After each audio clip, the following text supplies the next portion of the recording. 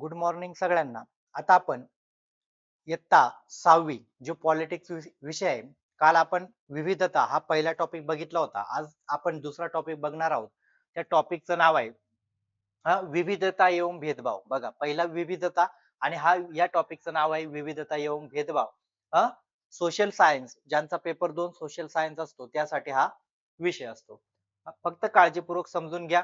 एकदम बारकाईने ज्या विद्यार्थ्यांना व्हिडिओ चांगला दिसत नसेल तर व्हिडिओची क्वालिटी वाढवण्यासाठी मोबाईलला सेटिंग असते. YouTubeला तेवढी वाढवून घ्या.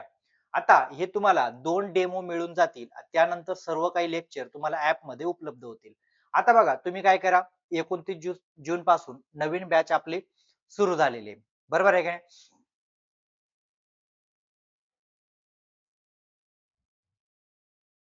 नवीन बॅच सुरू झालेले पेपर 1 असेल, पेपर 2 असेल, दोघांसाठी बॅच सुरू. ऑनलाईन टेस्ट त्याच्यामध्ये सर्व नोट्स उपलब्ध आहेत तुम्हाला. मॉडर्न क्वेश्चन पेपर, एनसीईआरटीचे सर्व नोट्स आणि व्हिडिओ पण तुम्हाला उपलब्ध आहेत. जिओग्राफी पूर्ण व्हिडिओ अपलोड झालेले आहेत. त्याच्यानंतर सर्व टॉपिक जे सीडीपी वगैरे असेल त्याचं पण मराठी आणि हिंदीमध्ये विश्लेषण केलेलं आहे. आता पीएस सिसो अकॅडमी प्ले स्टोर वर जा. पीएस सिसो अकॅडमी हे ऍप्लिकेशन डाउनलोड करा. तुम्हाला व्हिडिओच्या कमेंट बॉक्स मध्ये आपल्या ऍपची लिंक सुद्धा मिळून जाईल आणि जर तुम्हाला ग्रुपला जॉईन व्हायचं असेल व्हॉट्सअप ग्रुपला, त्याची पण लिंक तुम्हाला मिळून जाईल. या नंबरवर संपर्क करा. आता वेळ न घेता आपण टॉपिकला सुरुवात करू. विविधता एवं भेदभाव. बघा, विविधता एवं भेदभाव म्हणजे कशा पद्धतीने आपल्याकडे विविधता असतो आणि आपण कशा पद्धतीने भेदभाव करत जातो, या संदर्भात हा टॉपिक आहे. हा टॉपिक आपण काळजीपूर्वक समजून घेऊ. बघा, जब हम किसी के बारे में पहले से ही कोई राय बना लेते, बघा म्हणजे आपण एक काय म्हणतोय बघा, जब हम किसी के बारे में पहले से कोई राय बना लेते हैं और उसे हम अपने दिमाग, बघा, अपने दिमाग में बैठा लेते हैं, वो पूर्वग्रह का रूप लेती है. बघा, म्हणजे उदाहरणार्थ एखादं जात असेल, एखादं लिंग असेल, बघा जसं पूर्वी होतं, महिलांना कमजोर समजलं जायचं. म्हणजे काय, एक रहा बना लेते. जसं मुली, आता खूप मुलांना आता तर समान झालं. पूर्वी कसं होतं, मुली क्रिकेट खेळू शकत नाही. म्हणजे अशा पद्धतीने आपण काय करतो, कशा संदर्भात तुमच्या मनामध्ये एक घर करून घेणे. रहा बनाने म्हणजे घर करून घेणे, की नाही बाबा ह्या जातीचे लोक किंवा ह्या धर्माचे लोक हे असेच असतात, तसेच असतात. असे रहा बना लेते हैं, वो पूर्वाग्रह का रूप लेते हैं.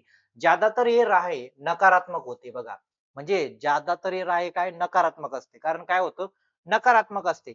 जैसा कि कहानियों में दिया गया है कि लोगों को आलसी या कंजूस मानना भी पूर्वग्रह आहे. म्हणजे काय, आज आपण मुली, जसा आपण पूर्वी होतं का मुली काही करू शकत नाही, घरकामच करू शकतात, हा एक पूर्वग्रह. का आपण काही लोकांना मग डायरेक्ट जातीच्या याच्यावर ते लोक आलसी असतात, असं नाही ना. म्हणजे अशा संदर्भात हा पूर्वग्रह असतो. आता त्याच्यानंतर दुसरा म्हटलं बघा, हम कई चीजों के बारे में पूर्वग्रहित हो सकते. बघा, कई चीजें के बारे में पूर्वग्रहित हो सकते. लोगों के धार्मिक विश्वास, बघा लोगों के धार्मिक विश्वास, उनकी चमड़ी का रंग, जिस क्षेत्र में वो आते हैं, जिस तरह के वो बोलते हैं, जैसे जैसे कपड़े पहनते हैं इत्यादि के अक्सर दूसरों के बारे में बनाए गए पूर्वग्रह इतने पक्के होते हैं कि हम उसकी दोस्ती नहीं करना चाहते. म्हणजे बघा, कधी कधी असं होतं का ठराविक धर्माचे लोक, ठराविक जातीचे लोक, आपण त्यांच्या संदर्भात सतत निगेटिव्ह असतं आपल्या मनात, नाही बाबा हे चांगलेच नसणार. पण असं कधी नसतं ना. आपण काय म्हणतो, हाताचे 5 बोट आहेत, बरोबर आहे की नाही, ते सारखेच असणार का, तर अजिबात नाही. त्याच पद्धतीने एखादा व्यक्ती त्या धर्मातील असेल, त्या पंथातील असेल, त्या जातीतील असेल, जरी तो रूढीवादी असेल, मग सगळेच रूढीवादी असेल असं नाही. म्हणजे जेणेकरून तुम्हाला हा टॉपिक याच्यामध्ये समाविष्ट केलेला आहे का, जो रूढीवाद काय झाला पाहिजे, कमी झाला पाहिजे. म्हणजे पूर्वग्रहाच्या आधारे तुम्ही कुठलंही कार्य कोणाला दिलं नाही पाहिजे. बरोबर आहे की नाही? म्हणजे मुलगी आहे म्हणून ती स्वयंपाकच चांगला करू शकते असं नाही. आता मुलं पण काय करू शकतात, कूक वगैरे याच्यामध्ये चांगल्या पद्धतीने कार्य करू शकतात. म्हणजे अशा पद्धतीने तुम्हाला जात असेल, धर्म असेल, अ, त्यांच्या कपडे. आता एखादा मनुष्य बघा, आज जसं एखादा, पूर्वी कसा आपला महाराष्ट्राचा पोशाख म्हणजे काय, धोतर टोपी. आता जर एखादा मनुष्य जर धोतर टोपीमध्ये बघितला तर लोकांना काय वाटतं, तो अडाणी आहे. काय वाटतं, अडाणी आहे. पण असं असतं का, तर अजिबात नसतं. म्हणजे फक्त कपड्यांच्या आधारावर किंवा धर्माच्या, लिंगाच्या आधारावर तुम्ही पूर्वग्रह पाळू नका. पूर्वग्रह हे काय करतात, नकारात्मक भूमिका तयार करतात. काय करतात, नकारात्मक भूमिका तयार करतात. आताच मागे माझा अंदाज 5-6 महिने झाले असतील बघा. तर एका जे धोतर वगैरे घातलेला त्या मुलाचा बाप होता, तर त्याला शोरूम मध्ये जाऊ दिलं नाही. का, अडाणी असेल बा. म्हणजे मग आता तो अडाणी होता का? तर अजिबात नाही. म्हणजे कोणाच्या कपड्यावरून, कोणाच्या लिंगावरून, कोणाच्या जातीवरून, कोणाच्या रंगावरून जर त्याचं आपण नकारात्मक स्वरूप असेल किंवा आपण राहायबना लेते म्हणजे विचार बनवून टाकतो का नाही बाबा काळ्या रंगाची माणसं हुशार नसतात अशी जर आपली राय बनवलेली असेल तर काय झालं? हा रूढिवाद तयार झाला. कळालं? म्हणजे असा रूढिवाद तुम्हाला कमी होण्यासाठी तुम्हाला प्रयत्न करायचे आणि मग काय होतं हा रूढिवाद तयार झाल्यावर म्हणजे काय उनसे दोस्ती नाही करना चाहिए. म्हणजे असा रूढिवाद तयार होऊन जातो का जेणेकरून काळे रंगाचे मनुष्य असेल बघा आफ्रिकाचे मनुष्य का आपण काय म्हणतो का ते बाबा रंग आता रंगावरून कधी माणसाची हुशारी ठरते का तर अजिबात नाही. म्हणजे हे तुम्हाला शिक्षक म्हणून मुलांना सुद्धा पटवून द्यायचं आहे का कोणाला रंगाच्या आधारावर, कपड्यांच्या आधारावर, त्याच्या जातीच्या आधारावर, धर्माच्या आधारावर आपण ठरवू शकत नाही. म्हणजे उदाहरणार्थ जसं बघा आता छत्रपती शिवरायांनी तुम्हाला आज आपण फक्त काय हिंदू मुस्लिम करत असतो. पण त्यांच्या काळात बघा मोठ्या प्रमाणात मुसलमान पण त्यांच्याकडे होते ना सैन्यामध्ये. मग असं चालेल का ही जात म्हणजे गद्दारच? तर अजिबात नाही. गद्दारी आपल्यामध्ये पण होती. होती का नाही? मग असं समजायचं का आपल्यामध्ये गद्दार नसतात. तर सगळीकडे हे वातावरण सगळीकडे असतं म्हणजे कुठल्याही जातीला किंवा धर्माला धरून आपल्याला असं टीका करता येणार नाही का तो धर्म असेल किंवा त्या जातीमध्ये जन्माला येणारी लोक तसेच असतात. आता आपल्याला माहिती आहे आपल्या कुठल्या धर्मात जन्माला यायचं किंवा कुठल्या जातीमध्ये जन्माला यायचं हे आपल्या हातात आहे का? तर अजिबात नाही. म्हणजे हे विद्यार्थ्यांना पण तुम्हाला काय आलं पाहिजे समजावता आलं पाहिजे.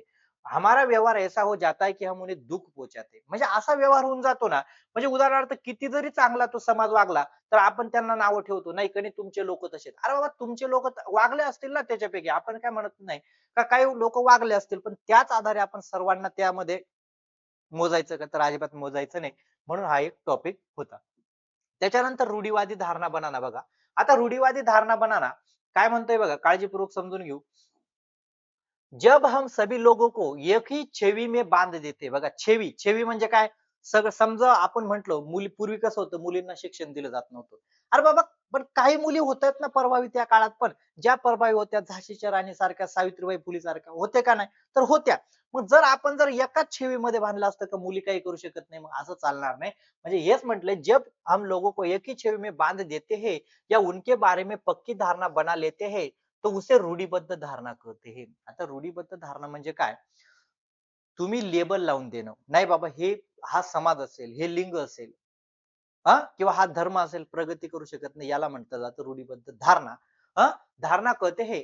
कई बार हमें बघा कई बार हमें किसी खास देश, धर्म, लिंग होने के कारण किसी को कंजूस या अपराधी का बेवकूफ ठहरा देते. म्हणजे काय? म्हणजे उदाहरणार्थ आता तुम्हाला एक आता शिक्षकाची भूमिका तर साधारण शिक्षकाला कंजूस म्हटलं जातं बघा. सगळ्यात महत्वाचं शिक्षकाला कंजूस म्हटलं जातं. हे तुम्हाला माहित असेल. मग आता मला सांगा शिक्षकाचा कंजूसच असतो का? तर अजिबात नाही. आज तुम्ही बघतात मोठ्या प्रमाणात उधळमाधळ चालणारे शिक्षक पण आहेत. म्हणजे कधी पण अशी एखादी धारणा लिंगाच्या आधारावर, धर्माच्या, देशाच्या आता उदाहरणार्थ आपण अफगाणिस्तान हा देश आहे. बरोबर आहे की नाही? आपला मित्र आहे चांगल्या पद्धतीने. जर आपला दृष्टिकोन असा राहिला असता का तिथे पण मुस्लिम आहेत, तर ते पण पाकिस्तान सारखे वाईट असतील? नाही ना. मग आपण काय करतो त्यांच्याशी मैत्री केली. मैत्री केली म्हणजे रूढीबद्ध धारणा आहे का आता? तर अजिबात नाही. म्हणजे एखादा व्यक्ती असेल, एखादा समाज असेल, त्याबद्दल आपण विचार करत असताना फक्त तो त्या जातीचा आहे किंवा धर्माचा आहे किंवा त्या पंथाचा आहे हा विचार किंवा तो त्या रंगाचा आहे हा विचार न करता त्याच्या विचारांना जाणून घेतलं पाहिजे म्हणजे रूढीबद्ध धारणा कमी होईल. पण जर तुम्ही त्याच्या जातीनुसार, लिंगानुसार विचार करायला लागले तर रूढीबद्ध धारणा वाढेल आणि ही काय असेल घातक असेल. कळालं? रूढ़िबद्ध धारणाएं बड़े संकट संकट में लोगों को एक ही प्रकार की चोखे में जकड़ देती है चोखे में जकड़ देती है. जैसे माना जाता है कि हवाई जहाज उड़ाने का काम लड़कियां नहीं कर सकती बघा. जसं म्हणतो ना हवाई जहाज उड़ाने का काम लड़कियां नहीं कर सकती पण आता महिला पण हवाई जहाज उड़वताय बरोबर है का नहीं? कर सकती. इन धारणाओं का असर हम सब पर पड़ता है. कई बार तो ये धारणा हमें ऐसे काम करने के लिए रोकती है जिनको करने की काबिलियत शायद हम में हो. म्हणजे बघा मुलींकडे आता बघा आता विमान विमान पायलट आता मुली पण आहेत. पण आता जर तुम्ही जर रूढीबद्ध धारणा लावून ठेवली नाही बाबा मुली काय करू शकतात विमान चालवू शकत नाही किंवा हे करू शकत नाही ते करू शकत नाही. म्हणजे त्यांच्यामध्ये काबिलियत आहे विमान चालवायची पण तुमच्या निगेटिव्ह भूमिकेमुळे तुमच्या नकारात्मक स्वरूपामुळे काय होईल तिला मागे जावं लागेल. मग चांगलं असेल का हे? आता एखादा विद्यार्थी समजा त्या धर्मातील किंवा त्या पंथातील आहे, त्याला शिक्षक बनायचं. पण तुम्ही जर म्हटलं, "अरे तुमच्यातले लोकं शिक्षक होत नाही." होत नाही. मागे असेल, त्यांना नसेल भेटलं शिक्षण, होत नाही. पण मग तुम्ही त्याला पण रोखणार का? म्हणजे नकारात्मक भावना तयार करू नका, रूढीबद्ध धारणा तयार करू नका. अशा पद्धतीचा हा टॉपिक आहे. त्याच्यानंतर असमानता आणि भेदभाव. आता भेदभाव काय म्हणतोय बघा, असमानता, भेदभाव, रूढ़िबद्ध धारणा आपण बघितलं. भेदभाव तब होता है जब लोग पूर्वग्रह या रूढ़िबद्ध धारणाओं के आधार पर व्यवहार करते हैं. बघा, आता भेदभाव, आता बघा रूढीबद्ध धारणाचा विचार होणार तर भेदभाव व्हायला लागणार. बरोबर आहे का नाही? म्हणजे उदाहरणार्थ आपण समजून घेऊ. पूर्वग्रह रूढ़िबद्ध धारणाओं के आधार पर व्यवहार करणे. अगर आप लोगों को नीचे दिखाने के लिए कुछ करते हैं, अगर आप उन्हें कुछ गतिविधियों में भाग लेने से रोकते हैं, किसी खास नौकरी को करने के लिए रोकते हैं, या किसी महिलाओं से रहने नहीं देते बघा. या किसी महिला से रहने, म्हणजे आता तुम्हाला एक सांगतो का पूर्वी आपला भारत म्हणजे रूढीवादी देश होता. हे सत्य आहे. बरोबर आहे की नाही? आता वर्ण व्यवस्था असेल वगैरे. पूर्वी कसं होतं का हे काम त्या वर्णाने नाही केलं पाहिजे. का? आज बघा, आज कुठल्याही वर्णातील मनुष्य शिक्षक होतोय. पूर्वी म्हणतो ठराविकच लोक काय करायचे, आमचा अधिकार आहे. कोणाचाच अधिकार नाही. ज्याला ते कौशल्य येईल त्याचा अधिकार आहे. पण जर तुम्ही जर त्याच्या जातीनुसार, धर्मानुसार जर त्याला भेदभाव करायला लागले तर चालेल का? तर अजिबात चालणार नाही. म्हणजे हा भेदभाव पण काय चुकीचा आहे. ये कुछ कुछ हसने में अ, पाणी नाही देते बघा. म्हणजे बघा इथे हसणे झालंय. म्हणजे पाणी नाही देणं वगैरे हे पण काय होतं रूढीबद्ध, नाही बाबा तुम्हाला इथे पाणी पिण्याचा अधिकार नाही. म्हणजे अशा पद्धतीने पण होतं. देते. दूसरों द्वारा इस्तेमाल किए जाने बर्तन या गिलास में चाय नहीं पीने देते हैं, इसका मतलब ये है की आप उसके साथ भेदभाव कर रहे हैं. म्हणजे पूर्वी होतं का, म्हणजे पाणी सुद्धा तुम्हाला द्यायचं असेल तर त्यासाठी प्रत्येक घरामध्ये वेगळं भांडं असायचं आणि जर आलं तर त्याच भांड्यामध्ये त्याला ते पाणी दिलं जायचं. म्हणजे हा पण भेदभाव होता आणि या भेदभावाचं मुख्य कारण काय होतं? रूढीवादी विचार होतात. बरोबर आहे का नाही? जर आपण त्या जाती संदर्भात किंवा धर्मासंदर्भात जर रूढीवादी विचार नसतील तर हा भेदभाव होणार नाही. म्हणजे तुम्हाला जर भेदभाव नष्ट करायचा असेल, त्याचा मूळ नष्ट करायचा असेल तर काय करावं लागेल? रूढीवादी विचार नष्ट करावे लागतील, तेव्हा भेदभाव कमी होईल. डायरेक्ट भेदभाव नष्ट करून, आता समजा तुम्ही जर म्हटले का मुलींना समान अधिकार द्या. फक्त समान अधिकार देऊन चालणार नाही ना. का देत नाही लोक? त्याच्यामागील कारण काय आहेत? ही कारण तपासली पाहिजे. रूढीवादी विचार कमी केले पाहिजेत. तेव्हाच काय होईल? समान अधिकार मिळेल. पण आज आपल्याकडे काय चालू आहे माहितीये का? जिथून येतंय काहीतरी ते नष्ट करण्यापेक्षा पुढे नष्ट करतात. म्हणजे मुलींना फक्त समान अधिकार द्या. अरे बाबा, समान अधिकार देऊन फायदा नाही. त्यांना रूढीवाद का समान अधिकार मिळत नाही या गोष्टी जाणून घेतल्या पाहिजे. म्हणजे तो रूढीवादी विचार काय केला पाहिजे? पूर्णपणे नष्ट केला पाहिजे. नंतर समान अधिकार आपोआप मिळेल. कळालं? त्याच्यानंतर म्हटले बघा, भारत के एक महान नेता डॉक्टर भीमराव अंबेडकर ने जाति व्यवस्था आधारित भेदभाव के अपने अनुभव के बारे में लिखा है. ये अनुभव उन्होंने 1901 में हुआ था जब वो केवल 9 साल के थे. महाराष्ट्र के कोरगाव में अपने भाइयों के साथ पिता पिता से मिलने गए थे. म्हणजे डॉक्टर बाबासाहेब आंबेडकर यांचा जो अनुभव असेल का कशा पद्धतीने जातीमुळे नाकारलं जातं वगैरे, हा त्यांनी त्यांचा अनुभव यामध्ये दिलेला आहे. त्याच्यानंतर इथे बघू बघा, हे 2 पॉइंट आहेत. व्हिडिओ जास्तीत जास्त शेअर करा आणि आपल्या आजूबाजूच्या मित्रांना लवकर व्हिडिओ पाठवा. जास्तीत जास्त विद्यार्थ्यांपर्यंत व्हिडिओ शेअर करा. डॉ भीमराव आंबेडकर त्यांचा कार्यकाल आहे. भारतीय संविधान के पिता बघा, भारतीय संविधान के पिता एवं दलितों के सबसे बड़ा नेता के रूप में जाना जाता है. डॉ आंबेडकर ने दलित समुदाय के अधिकारों के लिए लड़ाई लड़ी थी. उनका उनका महान जाति जाति में जन्म हुआ था, वो अछूत मानी जाती थी. बघा, उनका महान जाति में जन्म हुआ था, वो अछूत मानी जाती थी. त्याच्यानंतर भारत एक धर्मनिरपेक्ष देश आहे. आता खूप लोक काय करतात माहितीये का, आम्हाला कधी हिंदू राष्ट्र पाहिजे, आम्हाला ते राष्ट्र पाहिजे. अरे बाबा, भारत जर धर्मनिरपेक्ष आहे तर तुम्ही कस काय कुठल्या जातीचं किंवा कुठल्या धर्माचं राज्य ठरवू शकता? तर अजिबात ठरवू शकत नाही. तो कोणालाच अधिकार नाही. कारण भारताची संविधानाची निर्मिती काय धर्मनिरपेक्ष, म्हणजे कुठल्या जातीच्या आधारावर, कुठल्या धर्माच्या किंवा पंथाच्या आधारावर आपल्याला राज्य तयार करता येणार नाही.